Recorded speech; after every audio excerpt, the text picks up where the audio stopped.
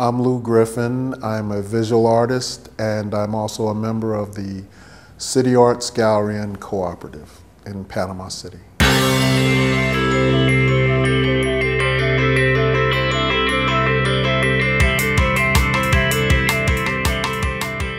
I used to draw cartoons, and back then Superman and Batman and Green Lantern, they were very popular, and my friends would ask me to draw them a picture and or sketch something out for them, and so I started doing that, but I didn't really paint.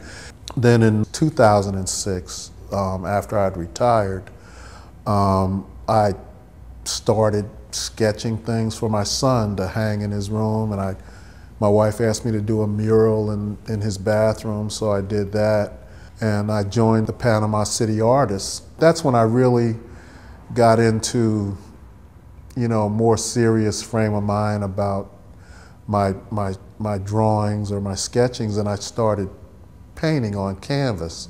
Then I started with acrylic paint, and I liked it. I liked that it dries very quickly, and you can actually see your finished product in a short period of time, depending on what you're painting. Well, I still sketch. I still sketch out what I'm going to paint. A lot of artists don't. They actually, take their brush but me, I have a pencil in one hand and an eraser in the other, and I sketch out, what I want to, put on paper. And I'm self-taught artist, but I read a lot. I have taken some art classes, and I'm continually learning from the people here at the co-op. Well, one juror in particular, for a show I was participating in, she said I break all the rules, but I make it work. And I never really knew that there were any rules to painting, but I guess there are. I still don't know for sure. I've actually had dreams and woke up at 2 o'clock in the morning or 3 o'clock in the morning and actually gotten up and sketch something out that I dreamed about or thought about. Sometimes I'll be looking at TV and I'll see something in the background, and I'll want to sketch it out and paint it. A lot of times I subscribe to several different magazines, art magazines, and I get some ideas from that. I go to different shows and, often get ideas from that. Or I can be reading a book and, maybe get a thought in my mind or a picture in my mind, and I try and sketch that out. And sometimes my son, he'll come up to me and say, "Dad, can you do this?" or "Can you do that?" And I'll say, "Sure, we'll sit down and we'll try and do something together."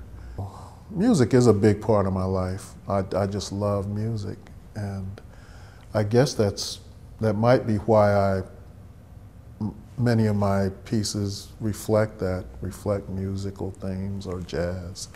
Well, one that I did specifically for the show, I guess, would be the Beale Street Trio. He was an author that became well known during the Harlem Renaissance, or actually towards the end of the Harlem Renaissance. He wrote a book, and it was called If Beale Street Could Talk. And he had a lot of different characters in it, and that's what gave me the idea for that piece there. I really like it.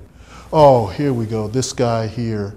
And I actually titled that one, If Beale Street Could Talk, because it had not really, well, I guess you'd call them shady characters, but they were just trying to survive.